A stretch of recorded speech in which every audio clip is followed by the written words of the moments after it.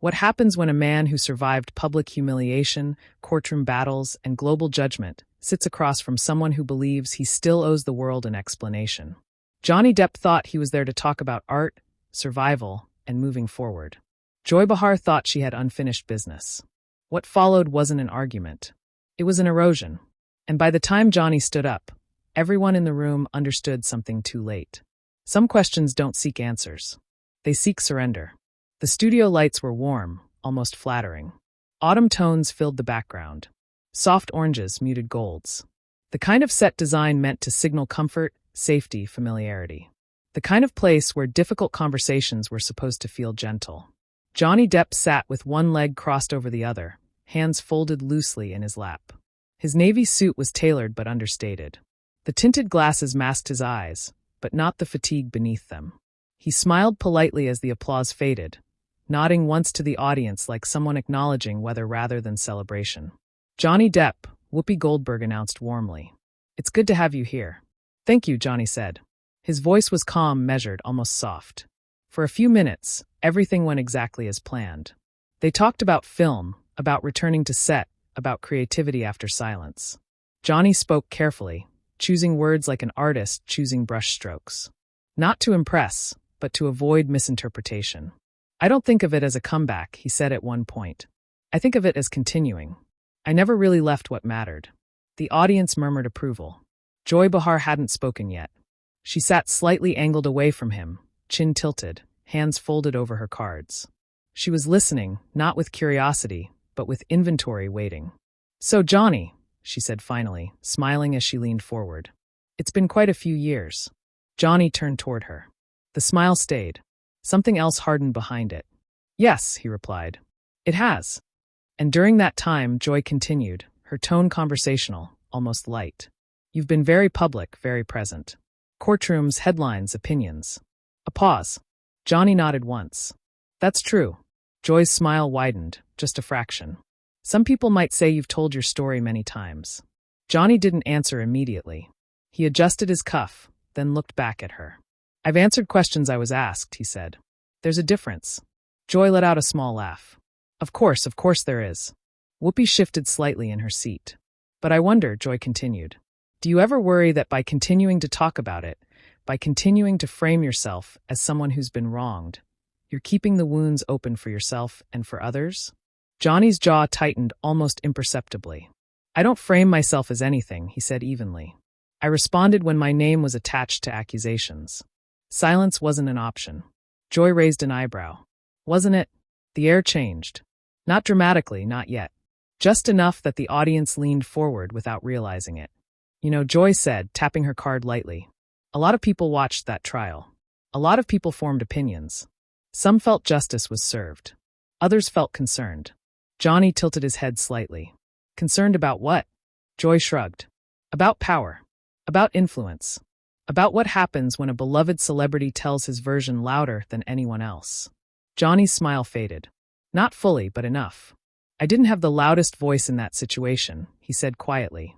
"I had a microphone in a courtroom where evidence speaks." Joy nodded slowly, as if indulging a child. "That's one way to see it." Johnny's fingers curled once, then relaxed.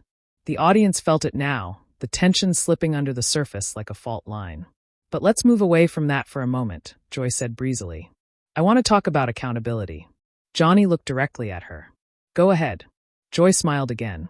This time it didn't pretend to be kind. "Do you believe?" She asked that winning a case means you're morally absolved. The room went still. Johnny didn't answer right away. When he did, his voice was colder than before.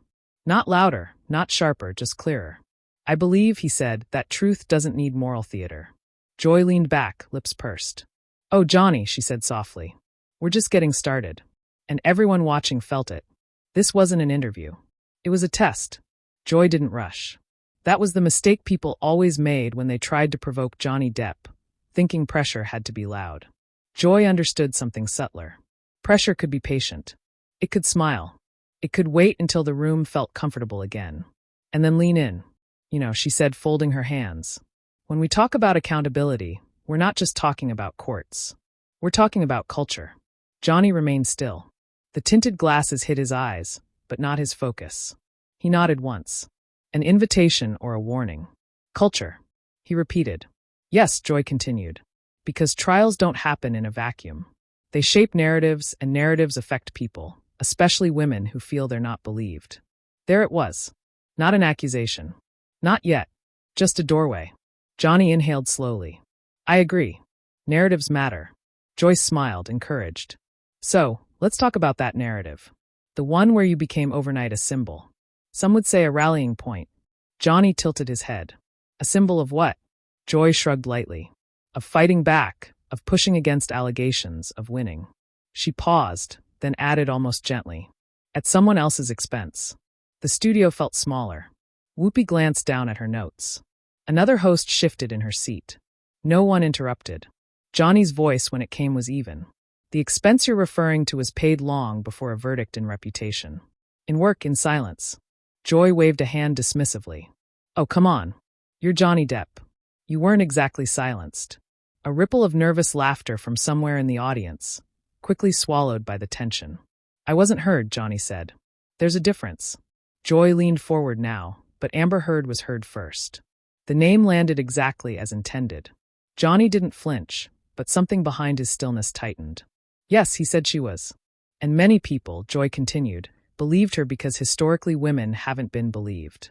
Johnny nodded again. That's true. Joy's eyebrows lifted. So, when you decided to take this to court to make it public, did you consider what message that would send to other women who might be afraid to come forward? There it was. The question that wasn't really a question. Johnny exhaled through his nose, slow and controlled. I considered what it would mean to let a lie define my life. Joy's smile thinned. A lie? She repeated. Yes, Johnny said. No hesitation, no heat. A lie? Joy crossed her arms. That's a strong word. So is abuser, Johnny replied calmly. The audience inhaled as one. Joy didn't look away. But the jury didn't hear everything, did they? Johnny's jaw tightened. They heard evidence, he said. They heard recordings. They heard testimony. They heard what was legally admissible. Joy nodded, unsatisfied. And yet, some people still feel the spectacle turned something deeply serious into entertainment. Johnny leaned back slightly. I didn't ask for cameras. But you didn't stop them either. Silence. Johnny looked directly at Joy now. Glasses angled just enough that she might have seen his eyes. Sharp, tired, unblinking. I didn't stop breathing either, he said. Should I apologize for that, too? A murmur rippled through the audience. Joy chuckled dryly. You're very good with words. I had to be, Johnny replied, when mine were all I had left. Joy tapped her cards again. Let me ask you something very plainly, Johnny. Johnny waited. Do you understand why some women watching this might feel re-traumatized seeing you celebrated after that trial? The room froze. Johnny didn't answer immediately. When he did, his voice had changed. Not louder.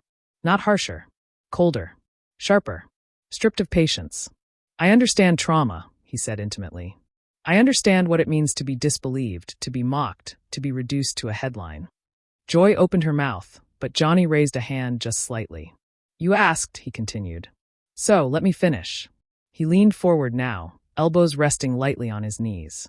What I don't accept, he said, is the idea that one person's pain requires another person's silence, or that truth must be sacrificed to preserve a narrative that feels more comfortable. Joy's lips pressed into a thin line. So, you're saying, she replied, that anyone who questions how this played out is just protecting a narrative? I'm saying, Johnny corrected, that questioning is different from prosecuting someone who already survived it. Joyce scoffed. Survived. Johnny looked at her for a long moment. Yes, he said quietly. Survived. The word hung there, heavy, unmovable. Joy shifted in her seat. You know, Johnny, some would say your fans turned that trial into a kind of sport. Memes, cheers, mockery. Johnny nodded slowly. I can't control people. I couldn't control the storm before either. But you benefited from it. Johnny's smile returned. Not warm. Not friendly. Benefit implies choice, he said. I chose to tell the truth. The rest happened whether I wanted it or not. Joy leaned back, exhaling loudly. You're very practiced at deflecting. Johnny met her gaze. And you, he said, are very practiced at pushing. The tension was no longer subtle. Joy smiled again, but this time there was irritation behind it. We're just having a conversation. Johnny nodded. No, he said softly. We're circling something you're determined to say. Joy's eyes flashed. And what's that? Johnny paused. That I should still be apologizing. The studio was silent. Joy opened her mouth. And that was when she decided to go further. Much further. Joy didn't hesitate. That was the moment Johnny knew. Not when the questions got sharper. Not when the name was said out loud, but when she stopped pretending this was a conversation. Joy said, tilting her head, voice deliberately measured. Some critics argue that the trial wasn't really about truth at all, that it was about reclaiming control. Johnny didn't move. Control, he repeated. Yes, Joy continued. Control of the narrative, control of public sympathy, control over how history remembers you. She glanced briefly toward the camera. And whether or not that control came at the cost of someone else's credibility, Johnny's fingers tightened together once, then loosened. You're implying intent, he said. That's different from analysis. Joy smiled thinly. I'm implying impact. The studio felt airless now. Even the lights seemed harsher. And let's be honest, Joy added, leaning forward. You're not just any defendant. You're Johnny Depp. You have fans, money, influence, lawyers, platforms. She paused. Amber Heard didn't. There it was. Johnny's jaw set. She had representation, he said evenly. She had her own voice. She had every opportunity to present her case. Joy waved a dismissive hand. Come on. Power dynamics matter. A jury of strangers doesn't erase decades of imbalance. Johnny looked at her for a long moment. When he spoke again, his voice was quieter than before. Dangerously so. Are you saying evidence doesn't matter? I'm saying context does, Joy replied quickly. And context includes how society treats men like you. Johnny nodded slowly. Men like me. Yes. Joy pressed. Men who are adored, protected, excused. Johnny leaned back in his chair. For someone who talks a lot about accountability, he said. You seem uncomfortable with facts. Joy's eyes narrowed. Facts can be interpreted. Truth isn't, Johnny replied. A murmur rippled through the audience. Joy inhaled sharply. Johnny, one of the most disturbing parts of that trial wasn't the allegations. It was the cheering, the laughing, the way a woman's pain became content. Johnny's voice hardened. You think I enjoyed that? Joy shrugged. I think you didn't stop it. Johnny laughed once. Not amused. Not friendly. Stop it how? He asked. Should I have apologized for defending myself, for refusing to accept a label that wasn't true? Joy leaned closer now, emboldened. Some people would say yes. Silence slammed into the room. Johnny's smile vanished completely. Say that again, he said.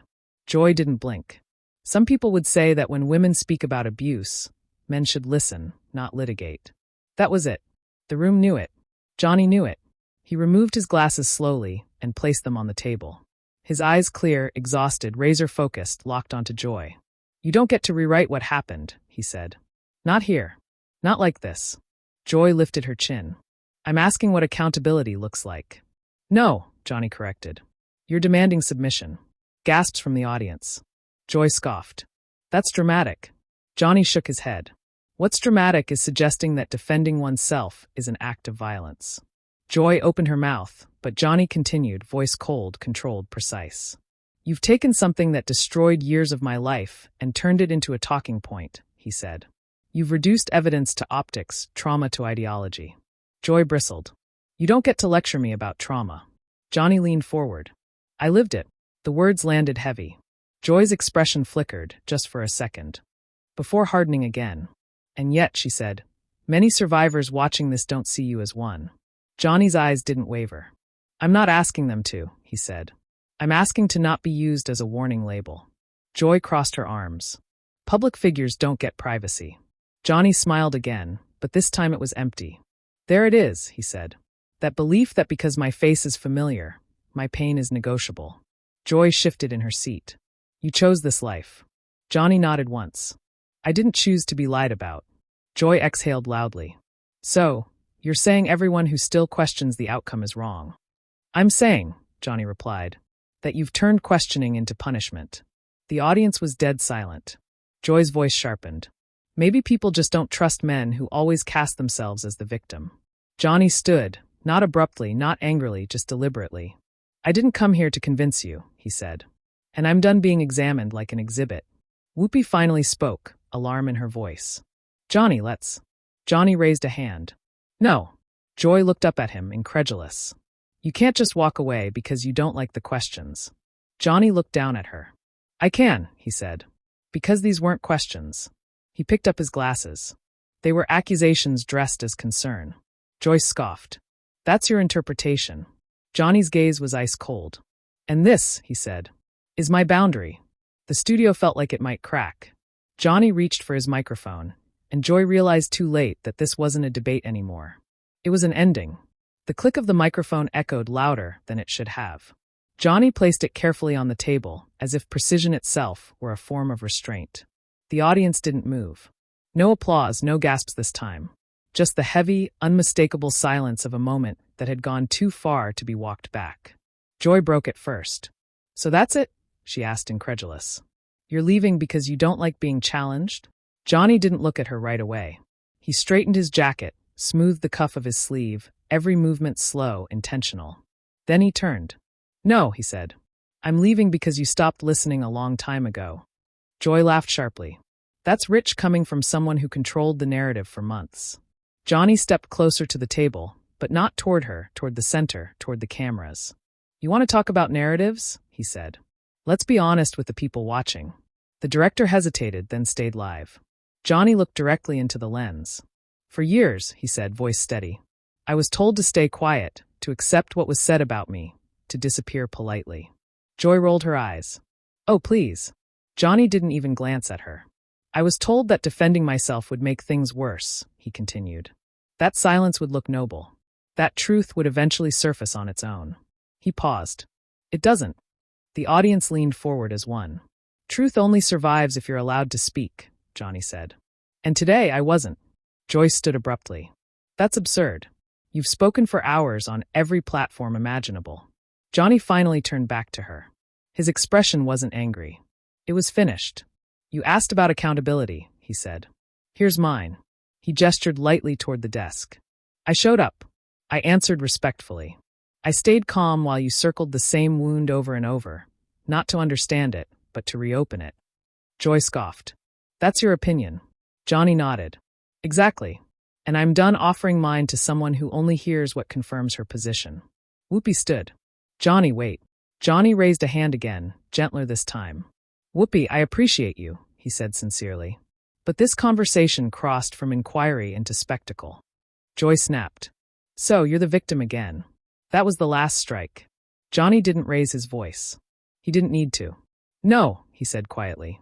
I'm the man who knows when the room has decided who he's supposed to be. Joy folded her arms. Running away doesn't make you right. Johnny picked up his sunglasses. Neither does pushing someone until they leave, he replied.